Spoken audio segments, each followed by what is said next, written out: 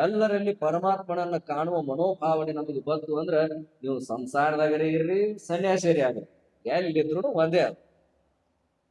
ಅದಕ್ಕೆ ಏನಂತ ಕೇಳಿದ್ರ ಈ ಅಧ್ಯಾಯದೊಳಗೆ ಏನ್ ತಿಳಿಸಿರು ಅಂದ್ರ, ಇಂಥ ದುಃಖದಲ್ಲಿ ನಾವು ತುಂಬಿಕೊಂಡಿರುವಾಗ ನಮ್ಮನ್ನು ಕಾಪಾಡೋರು ಯಾರು ಇಲ್ಲ. ನಾವು ಬೇಕಾದ ಶ್ರೀಮಂತಿರುವಲ್ಲಕ ಈ ಕೊರೋನಾದಾಗ ನೋಡಿರ್ಲ, ಎಲ್ಲಾರು ಮಣಿ ಮಾಡಿ ಮೇಲೆ ನಿಂತು ರೊಕ್ಕ ತೂರ್ ಹಾದ್ರು, ಹಾದ್ರಲ್ರಿ. ಅದಕ್ಕ ಅವ್ರ ದಾಸ ಶ್ರೇಷ್ಠರು ಅವಾಗ ಹಾಡ್ಯಾರ ಅವ್ರು, ಯಾರಿಗೆ ಯಾರುಂಟು ಎರವಿನ ಸಂಸಾರ, ನೀರ ಮ್ಯಾಲಿನ ಗುಳ್ಳಿ ನಿಜವನ್ನೂ ಹರಿಯೇ. ಹೌದಿಲ್ರಿ? ಈಗ ತಿಳ್ಕೊಂಡ್ರೆ ಎಷ್ಟ್ ಚಲೋ ಇರ್ತೈತ್ರಿ. ಅದಕ್ಕೆ ಏನಂತ ಕೇಳಿದ್ರ, ಈ ಅಧ್ಯಾಯದೊಳಗ ಏನ್ ಮುಖ್ಯವಾಗಿ ಏನು ತಿಳಿಸಿದ್ರು ಅಂತ ಕೇಳಿದ್ರ, ಮನುಷ್ಯರಾದ ನಾವು ಅಜ್ಞಾನದಿಂದ ಕೆಲವೊಮ್ಮೆ ಮೋಹದ ಬಲೆಯಲ್ಲಿ ಬೀಳ್ತೀವಿ. ಸ್ವಾಭಾವಿಕ ಐತಿ, ಅದು ಸ್ವಾಭಾವಿಕ ಐತಿ. ಅವಾಗ ಏನಂತ ಕೇಳಿದ್ರ, ನಮ್ಮನ್ನು ಕಾಪಾಡೋರು ಯಾರು ಇಲ್ಲ, ಸದ್ಗುರುನಾಥನ ಹೊರತಾಗಿ ಮತ್ತಾರು ನಮ್ಮನ್ನು ಕಾಪಾಡಲಿಕ್ಕೆ ಸಮರ್ಥರಿಲ್ಲ ಅನ್ನೋದನ್ನ 16ನೇ ಅಧ್ಯಾಯದಲ್ಲಿ ತಿಳಿಸಿದರು. ಇನ್ನ 17ನೇ ಅಧ್ಯಾಯದಲ್ಲಿ ಏನಂತ ಕೇಳಿದ್ರ, ನಿಂದೆ ಮಾಡಿದ್ರ ಏನು ಗತಿ ಆಗ್ತೈತಿ ಅನ್ನೋದನ್ನ ತಿಳಿಸೋರದಾರ ಅವ್ರು.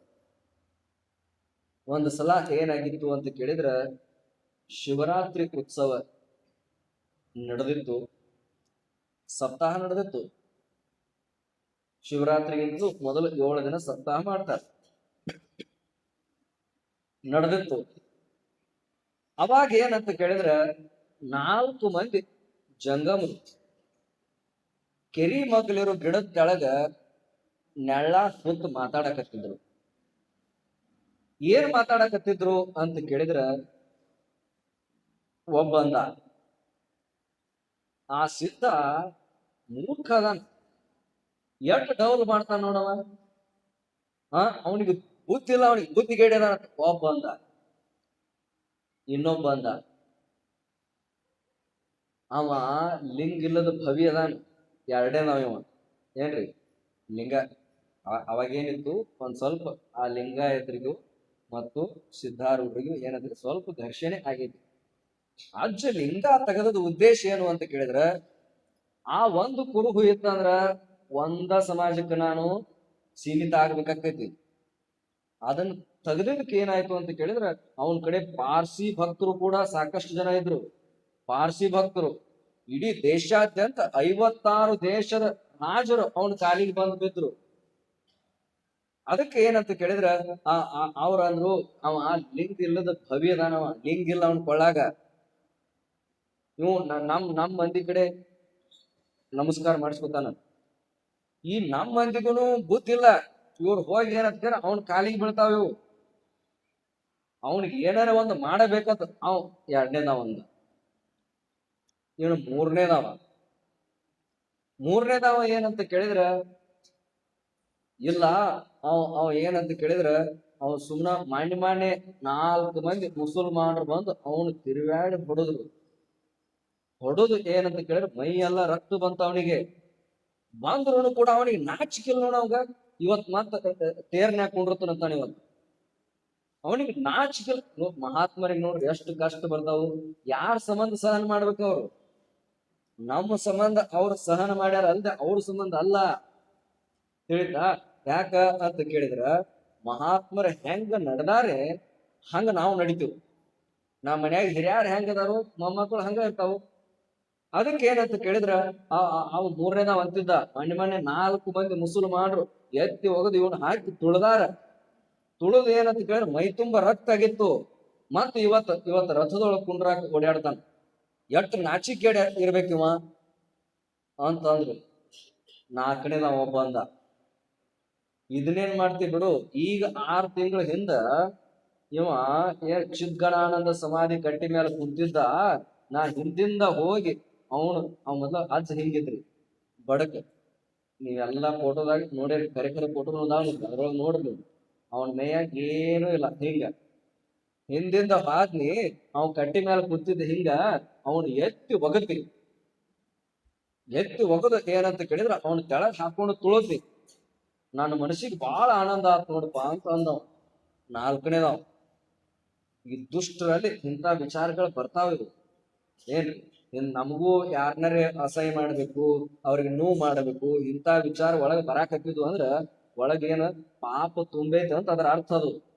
ಯಾರ್ಯಾರು ನಾವು ಅಸಹ್ಯ ಮಾಡ್ಬೇಕು, ಅವನಿಗೆ ಅಣಗಿಸಿ ನಗಬೇಕು, ಹಿಂಗ್ ನಮ್ಮಲ್ಲಿ ವಿಚಾರಧಾರೆಗಳು ಬರಾಕತ್ತಿದ್ವು ನಾವು ತಿಳ್ಕೊಬೇಕು. ಒಳಗ್ ಏನೈತಿ, ಒಳಗ ಏನಂತ ಕೇಳಿದ್ರ ಪಾಪದ ಬೆಂಕಿ ಹತ್ಕೊಂಡು ಉರಿಯಾಕತ್ತೈತಿ. ಅದ್ರ ಹೊಗೆ ಏನಂತ ಕೇಳಿದ್ರ ಅವಂಗ ಅಸಹ್ಯ ಮಾಡು, ಆಕೆ ಹಂಗದಾಳು, ಈಕೆ ಹಿಂಗದಾಳು, ಆಕೆ ಹಂಗ ಇರ್ಲಿಲ್ಲ ಅಂದ್ರೂ ಹಂಗ ಅದಾಳ ಅಂತ ಹೇಳೋದು, ಅವ ಹಂಗ ಇರ್ಲಿಲ್ಲ ಅಂದ್ರೂ ಹಂಗ ಅದಾಳ ಸಂಬಂಧ ಕಲ್ಪಿಸಿ ಹೇಳೋದು.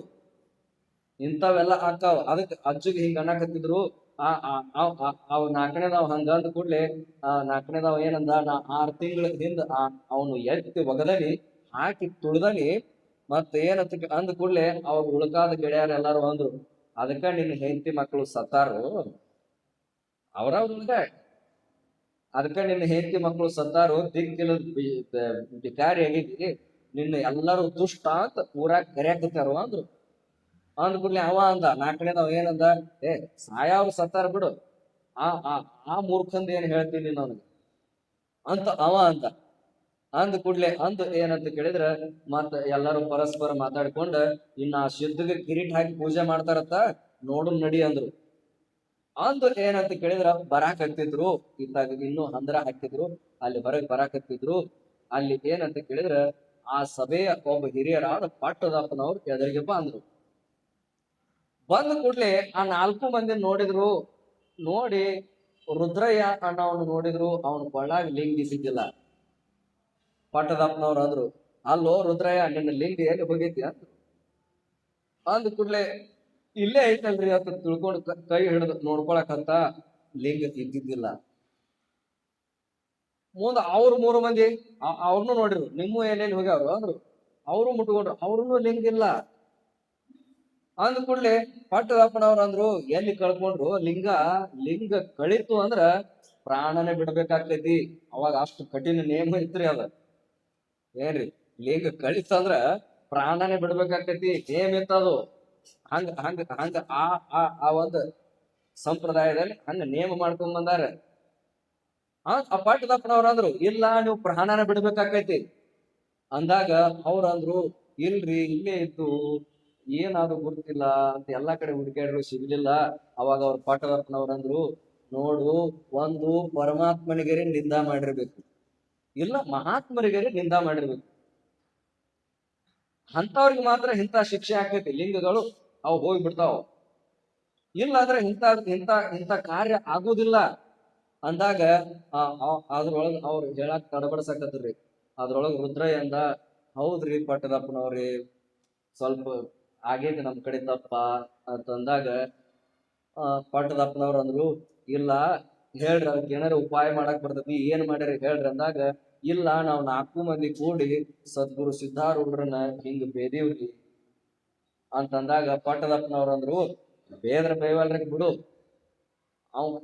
ಅವನಲ್ಲಿ ಏನಂತ ಕೇಳಿದ್ರ ಕರುಣಾ ಅನ್ನುವಂತ ಒಂದು ವಿಶೇಷ ಗುಣ ಐತೆ ಅವನಲ್ಲಿ.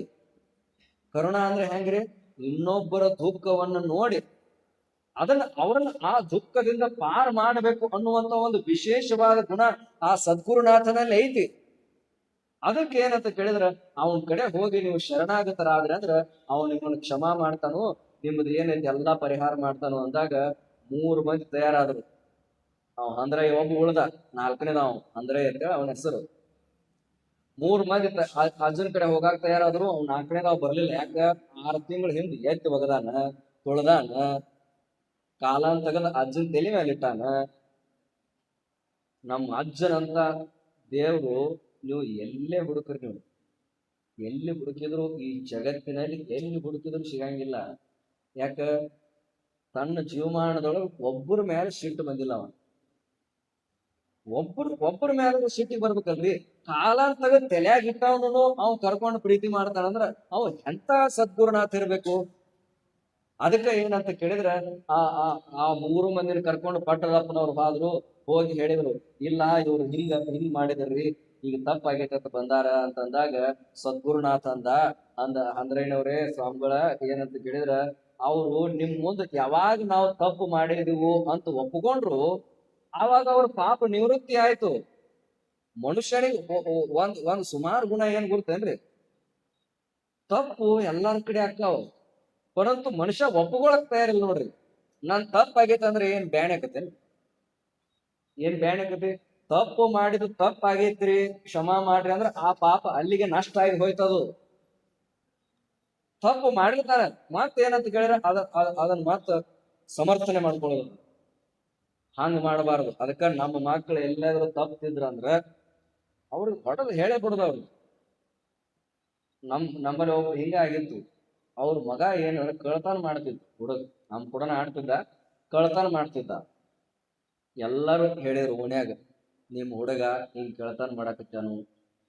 ಅವ್ರ ಮನ್ಯಾನವ್ರು ಎಲ್ಲಾರು ಕೂಡಿ ಜಗಳಕ್ಕೆ ಬಂದು ತಮ್ಮ ಹುಡುಗನ್ನ ಮ್ಯಾಲ ಮಾಡ್ಕೊಂಡ್ರು. ಅವ್ರು ಈಗ ದೊಡ್ಡವಾದ್ಮೇಲೆ, ಮೊದಲ ಸಣ್ಣವಿದ್ದಾಗ ಸಣ್ಣ ಕಳ್ಳಿದ್ದ, ಈಗ ದೊಡ್ಡವಾದ್ಮೇಲೆ ದೊಡ್ಡ ಕಳ್ಳಾಗ್ಯಾನ.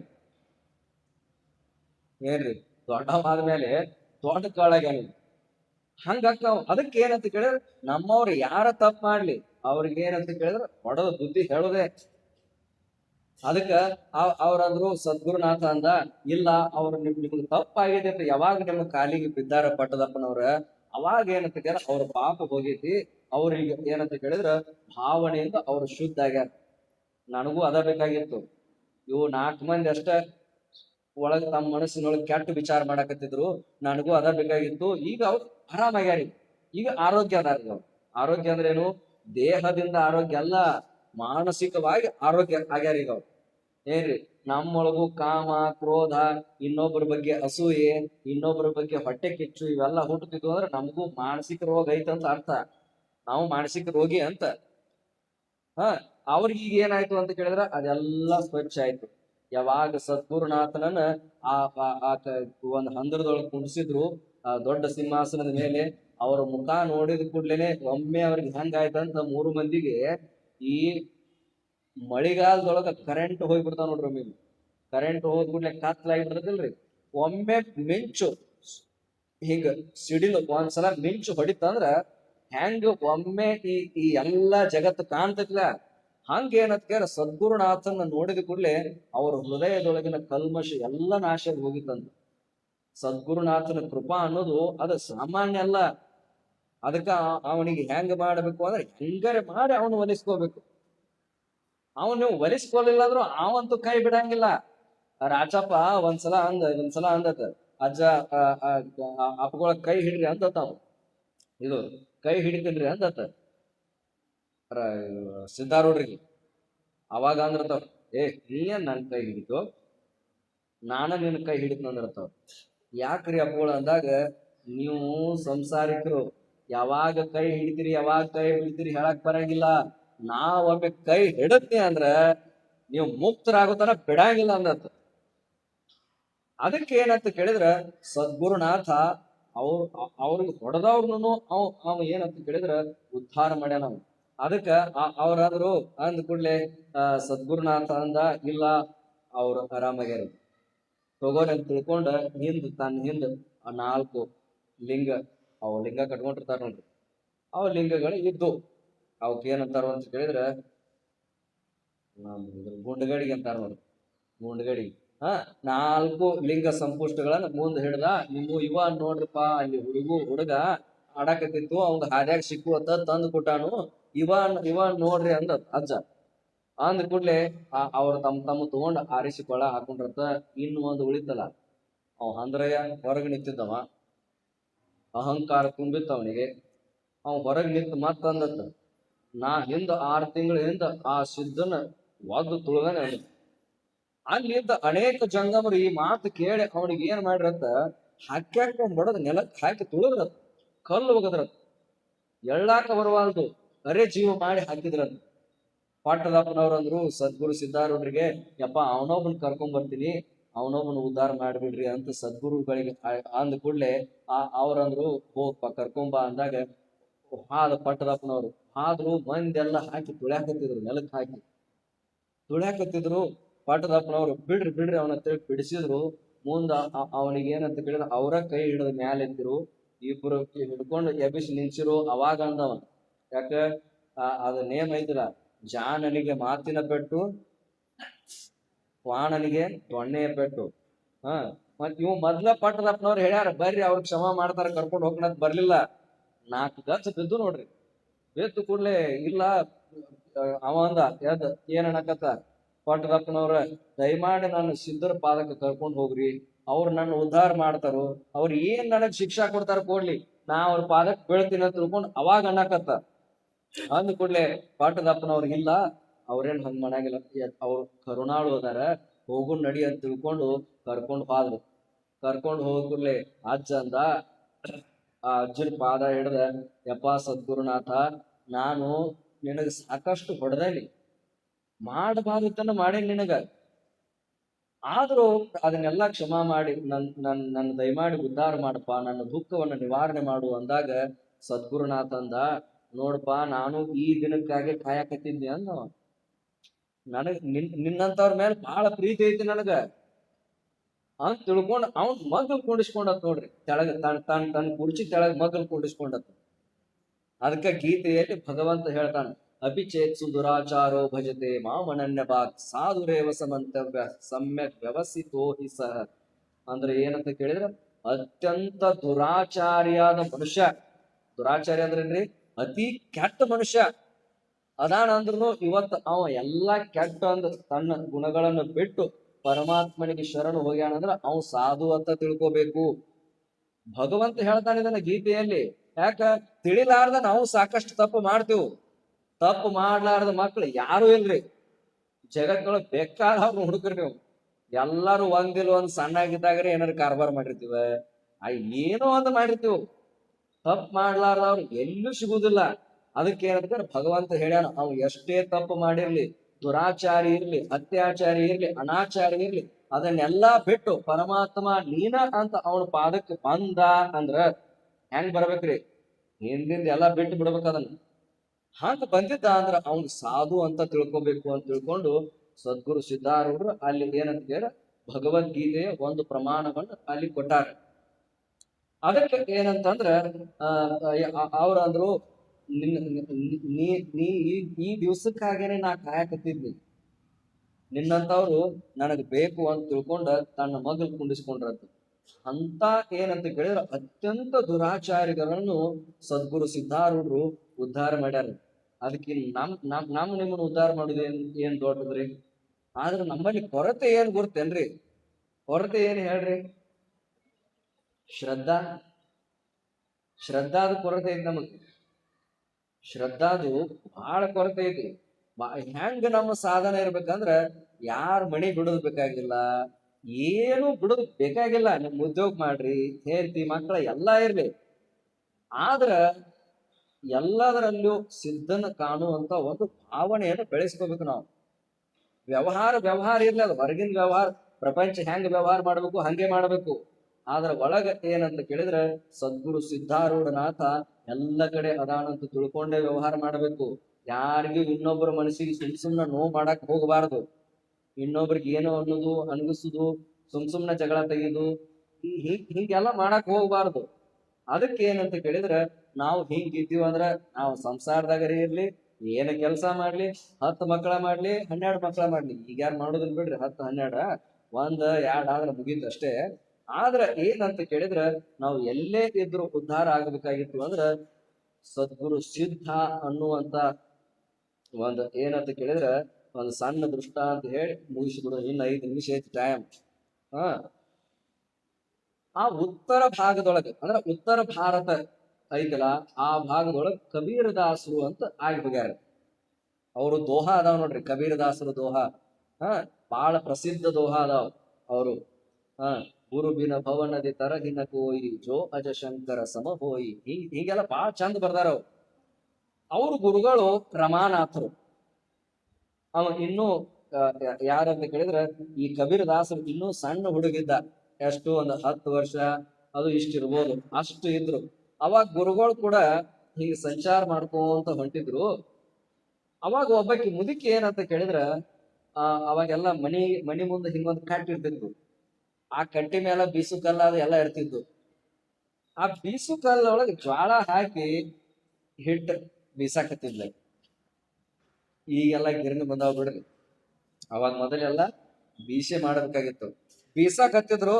ಅವ್ ನೋಡಿದ, ಯಾರು ಕಬೀರ್ ದಾಸರು ನೋಡಿದ್ರು. ಕಬೀರ ನೋಡಿ ಏನಂದ ಅಂತ ಕೇಳಿದ್ರ, ಅಳ್ಳಾಕತ್ತ ಅಳ್ಳಾಕತ್ತ ಕೂಡ್ಲೆ ಅವ್ರ ಅವ್ರ ಗುರುಗಳು ರಮಾನಾಥರು ಕೇಳಿದ್ರು, ಯಾಕೋ ಕಬೀರ ಯಾಕೆ ಅಳ್ಳಾಕತ್ತಿದಿ ಅಂದಾಗ ಆ ಆ- ಆ- ಆ ಕಬೀರ ಅಂದ, ಯಪ್ಪ ಅದ್ರೊಳಗ ಆ ಆ ಅಜ್ಜಿ ಕಾಳು ಹಾಕಾಕತ್ಯಾಳ, ಒಂದು ಕಾಳು ಉಳಿವಾಲು ಎಲ್ಲಾ ಪುಡಿ ಪುಡಿ ಆಗಿ ಬೀಳಾಕತೈತಿ, ಹಿಟ್ಟಾಗಿ ಬೀಳಾಕತ್ಯಾವ.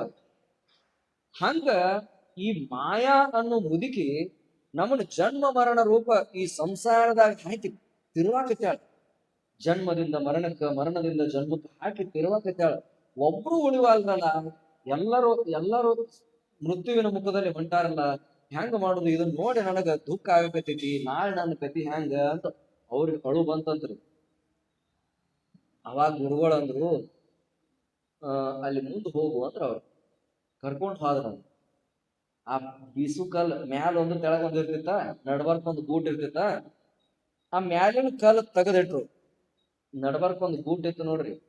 ಆ ಗೂಟದ ಸುತ್ತಲೂ ಒಂದಿಷ್ಟು ಕಾಳು ಹಂಗ ಉಳ್ಕೊಂಡಿದ್ವು. ಅವ್ ಕಾಳಿಗೆ ಏನು ಧಕ್ಕೆ ಆಗಿದ್ದಿಲ್ಲ. ಅವಾಗ ಅವ್ರು ಹೇಳಿದ್ರು ಕಬೀರದಾಸರಿ, ಹಾ ಮಗು ನೋಡಲಿ, ಗೂಟದ ಸುತ್ತ ಏನ್ ಕಾಳು ಉಳ್ದಾವಲ್ಲ ಅವೆಲ್ಲ ಹಂಗ ಉಳ್ದಾವ್. ಹಂಗ ಈ ಪ್ರಪಂಚದೊಳಗ ಯಾರು ಪರಮಾತ್ಮನನ್ನ, ಯಾರು ಗುರುವಿನನ್ನ ಆಶ್ರಯ ಮಾಡ್ಕೊಂಡು ಅವನ ಪಾದದ ಅಡಿಯಲ್ಲಿ ಇರ್ತಾರೋ ಅವರೆಲ್ಲರೂ ಪಾರಕರ. ಯಾರು ಈ ಸಿದ್ಧ ಅನ್ನುವಂತ ನಡಬರ್ಕ್ ಗೂಟ ಐತಿಲ್ಲ, ಆ ಗೂಟ ಬಿಟ್ಟು ದೂರ ಹೋಗ್ತಾರೋ ಅವರೆಲ್ಲ ಏನಂತ ಕೇಳಿದ್ರೆ ಮೃತ್ಯುವಿನ ಮುಖದಲ್ಲಿ ಬಿದ್ದು ನಾಶ ಆಗಿ ಒದ್ದಾಡಿ ಹೋಗ್ತಾರ ಅವ್ರು. ಅದಕ್ಕ ಏನಂತ ಕೇಳಿದ್ರ ಎಂದೂ ಏನಂತ ಅವ್ರು ಹಾಡ್ಯಾರ ನೋಡ್ರಿ, ಏನು ಸಿದ್ಧಾರೂಢರ ಮರಿಬೇಡ ಮರೆತರೆ ಕೆಟ್ಟಿ ತಿಳಿ ಮೂಡ. ಸಿದ್ಧಾರೂಢರ ಮರಿಬೇಡ ಮರೆತರೆ ಕೆಟ್ಟಿ ತಿಳಿ ಮೂಡ. ಅದಕ್ಕೆ ಏನಂತ ಕೇಳಿದ್ರ ಇಂಥ ಸದ್ಗುರುನಾಥ ಎಲ್ಲೂ ಸಿಗಂಗಿಲ್ಲಪ್ಪ, ಎಲ್ಲೂ ಸಿಗಂಗಿಲ್ಲ. ನೀವು ಬೇಕಾದ ಚರಿತ್ರೆಗಳನ್ನು ಓದ್ಕೊಂಡು ಬರ್ರಿ, ಎಲ್ಲ ಚರಿತ್ರೆಗಳನ್ನ ನೀವು ರೆಫರ್ ಮಾಡ್ಕೊಂಡ್ ಬಂದ್ರು ಇಂಥ ಒಬ್ಬ ಪುಣ್ಯಾತ್ಮ ಸದ್ಗುರುನಾಥ ಎಲ್ಲಿಯೂ ಸಿಗಂಗಿಲ್ಲ. ಅದಕ್ಕೆ ಏನಂತ ಕೇಳಿದ್ರೆ ಅಂತ ಸದ್ಗುರು ಅನ್ನುವಂತ ಒಂದು ಯಾವ ಆಶ್ರಯವನ್ನ ನಾವು ನೀವೆಲ್ಲ ಅದನ್ನ ಬಿಡಲಾರದೆ, ನಮ್ಮಲ್ಲಿ ದಿವ್ಸ ಅಜ್ಜನ ಚರಿತ್ರೆ ಪಾರಾಯಣ ಆಗ್ಬೇಕ್ರಿ. ಮನ್ಯಾಗಿದ್ದ ದೆವ್ವ ಭೂತ ಇವೆಲ್ಲ ಬಿಟ್ಟು ಹೋಗ್ತಾವ.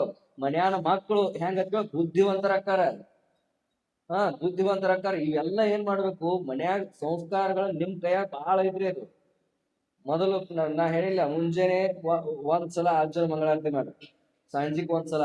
ಅವ್ ಗಾಂಡ್ಗಳು ಬರ್ಲಿಕ್ಕೆ ಬಿಡ್ರಿ. ನೀವು ಹುಡುಗರ್ನ ಕರ್ಕೊಂಡ್ರೆ ಮಾಡುದು ಕಲೀರಿ.